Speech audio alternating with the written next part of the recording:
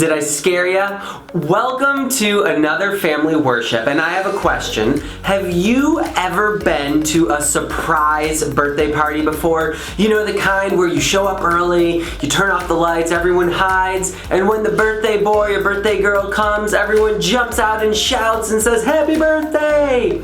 Well, we are going to be talking about a story today that involved a big surprise, but it was one person who surprised a whole group. We're going to talk about that later, but first, we have a fun little activity that your family gets to play together, and it's called Get Dressed. This is what you need to do. Alright, get your mom, get your dad, and have them go upstairs and find a few different articles of clothing. You might want a pair of pants, a shirt, a sweater, some socks, maybe one of their jackets, alright?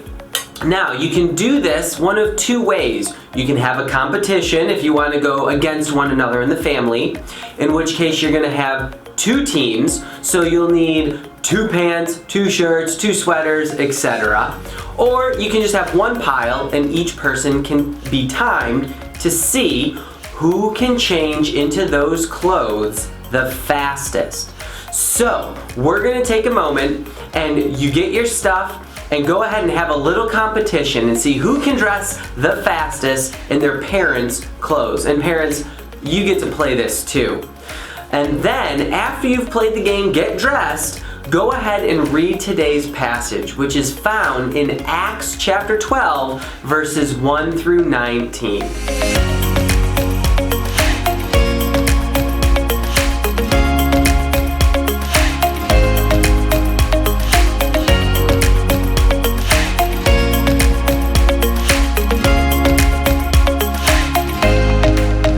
Welcome back. I hope you had a lot of fun playing that game as a family. And now it's time to work on our scripture memory verse for the week. We are going to be memorizing Proverbs 3, 5 through 6. Now this week, in light of our lesson, we're going to do something a little different. It's called the rhythm verse. So basically, you're going to come up with a rhythm, and then the family will say the verse together with that rhythm. So it's kind of like this. You'll knock on a table or knock on a door like this. And then everyone says the verse together. Trust in the Lord with all your heart. You can change it up. You could make a rhythm like this. Trust in the Lord with all your heart. You get to decide the rhythm. Go ahead, take a moment. Each person can do a rhythm and everyone says the verse. And this is a fun way to repeat the verse and to learn the verse. So go ahead and have some fun.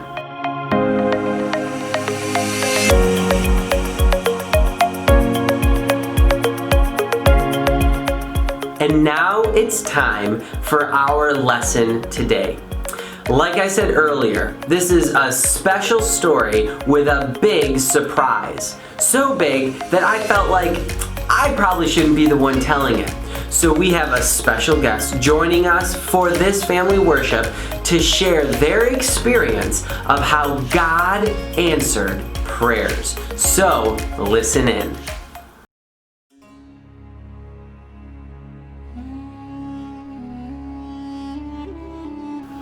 Hey, how's it going? My name's Peter, but you can call me The Rock.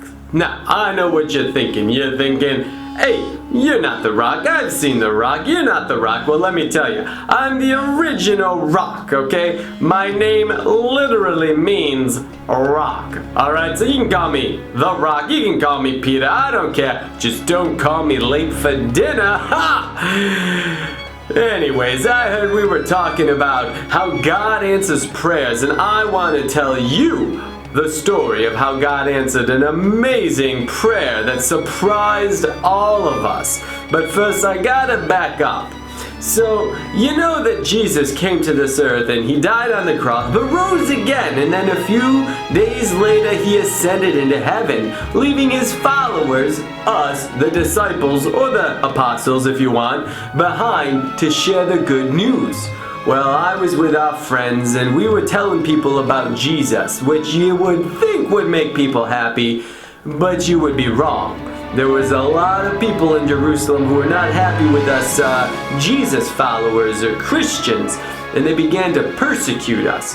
Well, you see, there's this one guy, the King Herod Agrippa. You know, he just wanted to make the Jews all happy in Jerusalem, and you know what he did? He started persecuting and killing the Christians. Oh, it was horrible. He even killed my friend, the disciple, the apostle James. Well, one day, the king got a hold of me, and he put me in prison. Now, it's another story, but once I was in prison and I got out. So King Herod had a plan that he was going to make sure I was doubly guarded by, two guards at a time. And there I was, sitting in prison. And this wasn't any ordinary prison. This prison had bars and a gate. Let me tell you, this gate was huge. I mean, I'm a strong guy, but there was no way I could lift it. It would take a dozen men to lift this metal gate. Anyways, I was stuck in prison, and King Herod had it in his mind that he was gonna have me killed a few days later to make everyone happy. Well, let me tell you, it didn't make me feel really happy. But here's where it gets good. So, I had some friends in my church, and when they heard that I was captured and when I was in prison, they did something, it was the best thing they could do. They prayed. Now I know what you're thinking. Really? Is prayer gonna do anything? Well, we didn't know what it was gonna do, but we knew that God could answer our prayers. My friends, they started to pray. Now I don't know what they were praying for. Maybe they were praying that King Agrippa would change his heart, or that the courts wouldn't find me guilty. I don't know. But they prayed. Now, let's go back to the prison. So there I was with a guard on each side of me. Oh, and I was not clothed in my good garments like this here. They don't give you good clothes in prison, let me tell you. And I was sitting there laying down, and I actually fell asleep at night.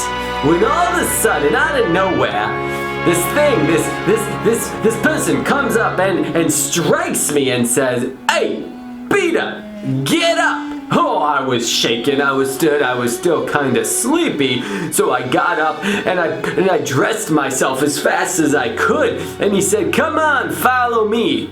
Follow him where? Out of the prison? What about the guards, I thought. Well, it was such a blur. I thought I was having a vision at the moment, and there I was walking by one guard, walking by a second guard, and now we came to the gates. You remember the big gates I said that I could never break out of? Well, on their own, they just lifted open and out I went. I was a free bird. So you know what I did? I went and I saw my friends. That's right, the friends from church who were praying for me. And I went and I got there and I got to the door and I started knocking on the door. Now what do you think you would do if you heard somebody knocking on your door? You would open it up, right? Wrong. I was knocking on the door, and this girl, her name was Rhoda, came to the door and said, "Who is it?" And I said, "It's me, it's the Rock, it's Peter, I'm free." And Rhoda left the door and went back to tell the others. She said, "Hey everybody, Peter's here at the door." Well, no one believed her, so they started going back and forth, arguing back and forth to one another. And there I am at the door, and I'm yelling, "Rhoda! Rhoda!"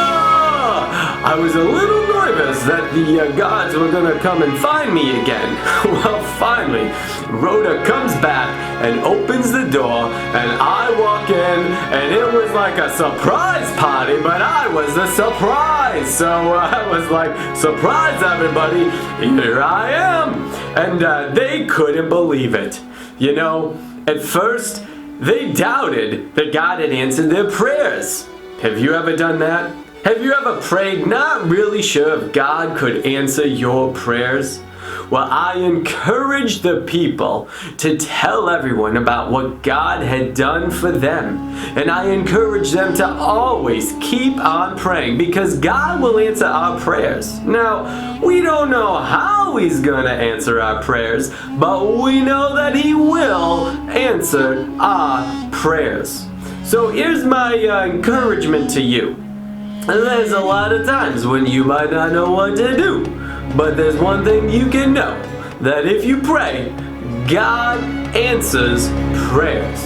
So that's my story of how God answered prayers.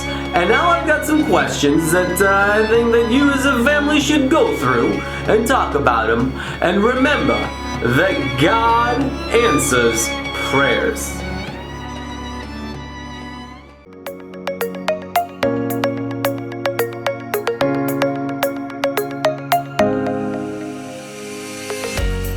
I hope you enjoyed that story today, told by Peter himself, I guess.